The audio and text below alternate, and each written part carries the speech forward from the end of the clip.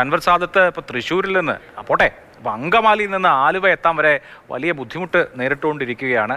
ദേശീയപാത മുഴുവൻ കുരുങ്ങിക്കിടക്കുകയാണ്. അറ്റകുറ്റപ്പണി മര്യാദയ്ക്ക് നടക്കാത്തതുകൊണ്ട് കുഴികളുണ്ട്, ഈ അറ്റകുറ്റപ്പണി നടക്കുന്നിടത്ത് ബ്ലോക്കുണ്ട്, അങ്ങനെ സർവത്ര കുഴപ്പമാണ്.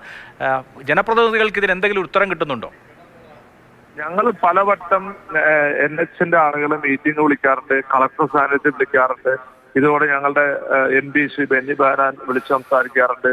ഇത് മാത്രമല്ല, ഇപ്പൊ നാഷണൽ ഹൈവേസ് പറയുമ്പോൾ ഞങ്ങൾ ആലുവയെ സംബന്ധിച്ചിടത്തോളം ഈ നേരത്തെ ഇവിടെ ആരും സൂചിപ്പിച്ചു, സർവീസ് റോഡുകൾ യഥാസമയത്ത് അവർ റിപ്പയർ ചെയ്യുന്നില്ല.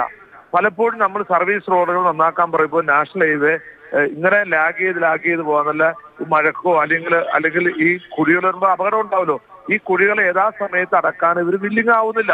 അതാണ് അടുത്ത പ്രശ്നം. ഇപ്പൊ ആലുവയെ സംബന്ധിച്ച് ആലുവ ബൈപ്പാസ് അവിടെ വലിയ ബ്ലോക്കാണ്. ഈ ബ്ലോക്ക് മാറണമെങ്കിൽ എന്താ ചെയ്യേണ്ടത്?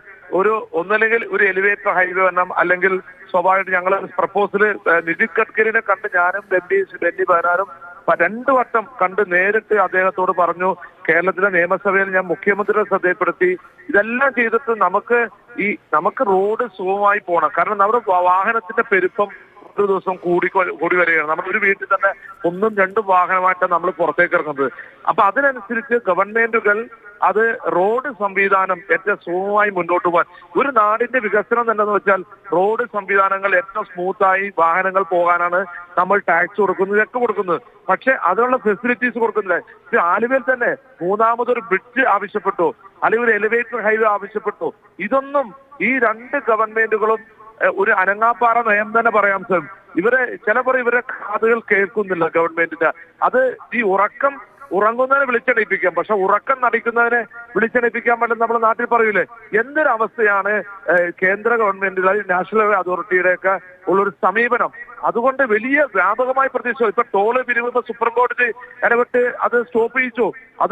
അത് ശരിക്കും പറഞ്ഞ ജനങ്ങളുടെ ടോള് അമിതമായി ഇങ്ങനെ തിരിച്ചുകൊണ്ടിരിക്കുകയാണ്. അവരുടെ ലാഭവും കഴിഞ്ഞ് ലാഭത്തിന്റെ അപ്പുറം കഴിഞ്ഞു. പക്ഷെ എന്നാലും ജനങ്ങൾ കൊടുക്കാൻ തന്നെയാണ്. പക്ഷേ എന്നാലും റോഡിന് ബ്ലോക്കോ അല്ലെങ്കിൽ ഒരു സംവിധാനം ശരിയാവുന്നില്ല.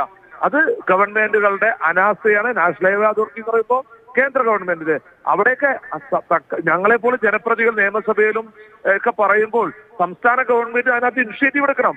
സ്വാഭാവികമായിട്ട് നാഷണൽ ഹൈവേ അതോറിറ്റി കേന്ദ്ര ഗവൺമെന്റ് കീഴിലാണെങ്കിലും സംസ്ഥാന ഗവൺമെന്റ് ഇനിഷ്യേറ്റീവ് എടുത്തുകൊണ്ട് അതിനെ ഗവൺമെന്റ് ഒരു വ്യക്തി അല്ലെങ്കിൽ ഒരു ജനപ്രതി പറയുന്നതിനപ്പുറം ഗവൺമെന്റിന്റെ ഭാഗത്ത് ഒരു പ്രഷർ ഉണ്ടാകുമ്പോൾ സ്വാഭാവികമായിട്ട് അതിന് നടപടി എത്രയും വേഗം ആകും.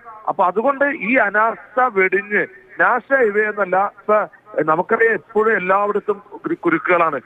നമ്മള് സത്യം പറഞ്ഞാൽ ഇപ്പൊ നമ്മുടെ രാജ്യം, നമ്മുടെ നാട് ഇപ്പോൾ 4 ലൈനെ കുറിച്ച് ചിന്തിക്കുന്നത് പല സ്ഥലത്തും. പക്ഷെ 6 ലൈനാണ് വണ്ടികളുടെ പെരുപ്പനുസരിച്ച് 6 ലൈനാണ് വേണ്ടത്. 6 ലൈൻ ഇല്ല. ഇപ്പൊ നിങ്ങൾ നോക്കി, അങ്കമാലി തുടങ്ങി എടപ്പള്ളി വരും 6 ലൈൻ വേണം. എന്നാൽ മാത്രമാണ് റോഡ് സുഖമായി മുന്നോട്ട് പോകുള്ളൂ. അതിന് നാഷണൽ ഹൈവേ അതോറിറ്റി തയ്യാറാവുന്നില്ല. ഞങ്ങൾക്ക് ജനപ്രതികൾക്ക് എന്താ ചെയ്യാൻ സാധിക്കുന്നത്? കേന്ദ്രമന്ത്രിയെ പോയി കാണാം, ഗവൺമെന്റിനെ ശ്രദ്ധപ്പെടുത്താം, അവർക്ക് റിക്വസ്റ്റ് കൊടുക്കാം, അവർ സമ്മർദ്ദം ചെലുത്താം, പാർലമെന്റിൽ MP-ക്ക് അവതരിപ്പിക്കാം, നിയമസഭയിൽ MLA-ക്ക് അവതരിപ്പിക്കാം. ഇതെല്ലാം ഞങ്ങൾ അവതരിപ്പിക്കുന്നുണ്ട്. പക്ഷെ ഞാൻ നേരത്തെ സൂചിപ്പിച്ചില്ലേ, ഇവരുടെ കാതുകളൊക്കെ ചില സമയത്ത് അടഞ്ഞു പോവുകയാണ്. അതാ ഞാൻ പറഞ്ഞത്, ഉറങ്ങുന്നതിനെ വിളിച്ചെടുപ്പിക്കാം, ഉറക്കം നടിക്കുന്നതിനെ വിളിച്ചെടുപ്പിക്കാൻ പറ്റില്ല. ആ സമീപനമാണ് ഈ ഗവൺമെന്റുകളുടെ സമീപനം. അതിനൊന്നും ജനരോക്ഷം വലിയ രീതിയിൽ, അതിൽ സുപ്രീം കോടതി തന്നെ എത്ര രൂക്ഷമായാണ് കഴിഞ്ഞ ദിവസം വിമർശിച്ചത്. അതിന്റെ സുപ്രീം കോടതി ചീഫ് ജസ്റ്റിസിന് ഉൾപ്പെടെ അവരുടെ അനുഭവമാണ് ആ കോടതിയിലെ വാക്കുകളിൽ നമുക്ക് കേൾക്കാൻ സാധിച്ചത്. സുപ്രീം കോടതി ചീഫ് ജസ്റ്റിസിന് നേരിട്ട് അനുഭവം ഉണ്ടായി.